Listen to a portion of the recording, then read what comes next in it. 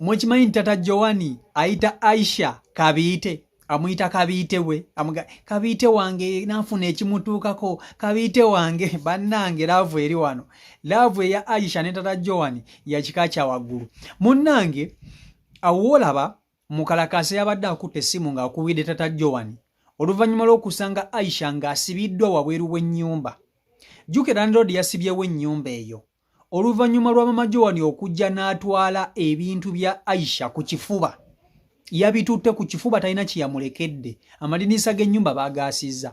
Kati mukalakasa akutte essimu n'akubira tata Joani n'amugamba omwana ono Aisha njagala muvuge mutwale waabwe gyonna omusanga. Jjukira Aisha ali lubuto. Tata Joani agambye mukalakasa ssebo, kabiite wange nengeza musanga we namulesse mu nnyumba gye mbadde mupangisiriza nga taliiwo, ogenda kunyinyonnyola.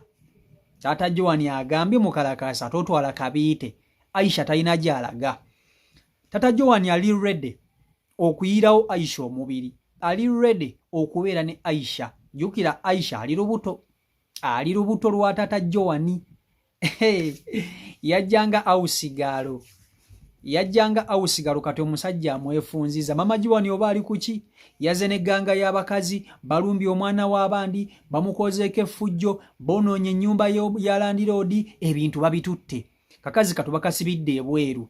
Era singa si Kenny, singa si mukalakasa, ayiriddewo Aisha omubiri, ekyo tumwebaze mukalakasa ono.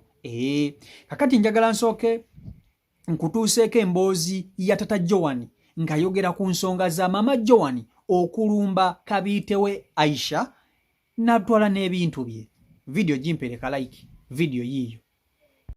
Waliwo omwana yazze n'amunoonyaako alanze okubanga ye naye kati kyembadde njagala ggwe okole kuba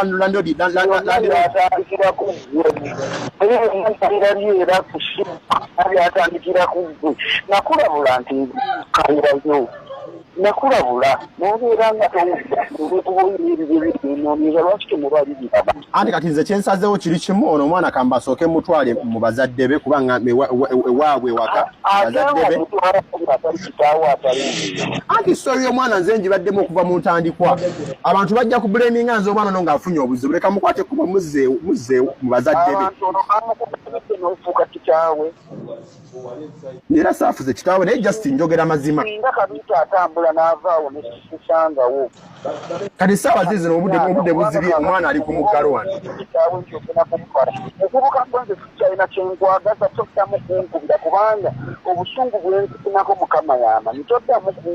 Ate kati muzeeyi nawe njagala obeere ng'omuntu omukulu. Olaba n'omwana bw'afunye obuzibu asobodde kukubira nti essimu. Nangamba Mr. Ken gwe nga gwe baawe okozeewo ki okubanga yakubidde emisana nti ali ku muggalo. Tonatuuka na wano zizino zirina mu ssaawa 2. Tonaba kutuuka wano.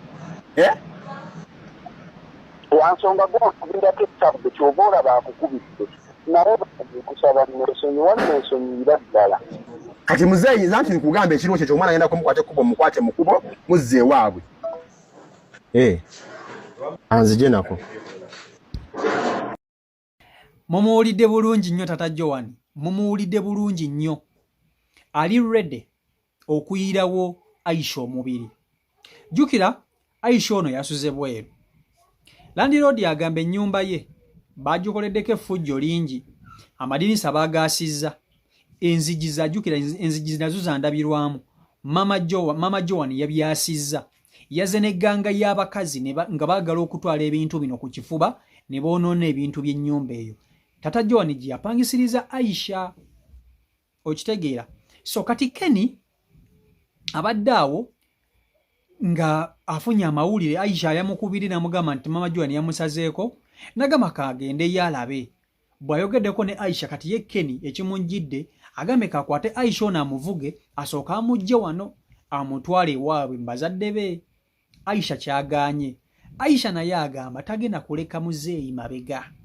Aisha afiira ku tata Joani, tata Joani afiira ku Aisha. Bannange nze nolavu y'omukozi ne boosi sigirabangako ate enfuludde. Bannange Aisha ayagala tata Joani, ate ne tata Joani ayagala Aisha. Tukkirize tugaane tugenda kunenya Aisha, naye Aisha ono laavu emusumbuwa. Jjukira tata Joani yamusookerako. Abakazi mugamba first cut is the deepest. atono Aisha agamba nti first cut is the last. Alabira ddala ng'ensi ye ekoma ku Tata Joan. Naye on a serious note, njagala putting jokes aside. Mukimanyi Tata Joan yabadde agezezzaako okuwa Aisha good life. Agezezzaako okulabirira omwana ono. Mutunulire ennyumba gye yamupangisiriza. Yakwata omuzigo omulungi n'amussaamu. N'amugamba nti njagala obeere wano. Oli lubuto. Talwegaanye n'amugamba njagala obeere wano. I want you to give credit to Tata Joan. Yes. Temumunenya omusajja oyo. Bino byonna embeera eno gye mulaba nti omuwala alimu embeera bwetyo bwetyo. Mama Joan bwe buzibu. Mama Joan aganye okontrolinga ebbubali. Jukira Mama Joan kigambibwa nti ayisa bubi omusajja. Mama Joan ayisa bubi Tata Joan. Kati Tata Joan essanyu alifunye mwono omwana. Aisha yafunye yawa Tata Joan essanyu. Tata Joan ensonga z'omumaka takyazikombako wakati we ne Mama Joan. Tewali ssanyu. Omukazi alwana, omukazi ayomba. Kati kano Aisha ke kasobodde okuba nti kawa omusajja ono emirembe n'essanyu. Okitegeera. Abantu beebuuza Tata Joan nga talabika, nga tetumulaba. Muyinza obutamulaba, kubanga ayinza obutavaayo kujja kola ki? Kujja kwogera. Ne ku ssimu eddoboozi lye muliwulidde. Ne muyinza obutalabako kifaananyi kye. Okitegeera ekintu ekyo. Naye omusajja ono njagala tumuwe credit ntalekeredde mwana ono. Abasinga bazaala mu bano ba awusigala abaana ne baagala ate okubafuulira ddala embwa. Naye omusajja ono akulaga nti ali ready okuwasa omwana ono. Era agambye mu kalakasa tageza. N'akwata Aisha n'amutwala mu kyalo. Amuyita Kabiite. Iwo amugambye Kabiite wange nengeza ne musanga tali waawo gwe muvubuka gwe Keni. So ensonga zo zikyakutte wansi ne waggulu bannange. Zitandika butandisa oba I don't know. Naye zo zikyalanda zikyakutta omubabiro. Okitegeera ekintu ekyo. But abawa Aisha amagezi mwongere okugamuwa. Bino byonna kye mmanyi abiraba. Si Michael Uganda YouTube channel kwoli. Mbebazo nnyo okuba nti ate mugoberera. Mwebale okuba nti ate mu subscribinga. Sakuba n'okuba nti mu commentinga. N'okuba nti ate mu ndowooza yammwe mwongeremu oba endalo. Manyi namwe muli bantu bakulu. Ebintu bino Aisha byayitamu mwali mubiiseemuko.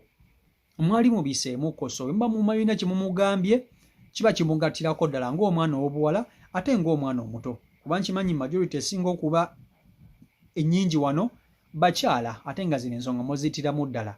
Mwebale kuba nti ate mugoberera. Mbaagala nnyo mbeere bulungi mweraba.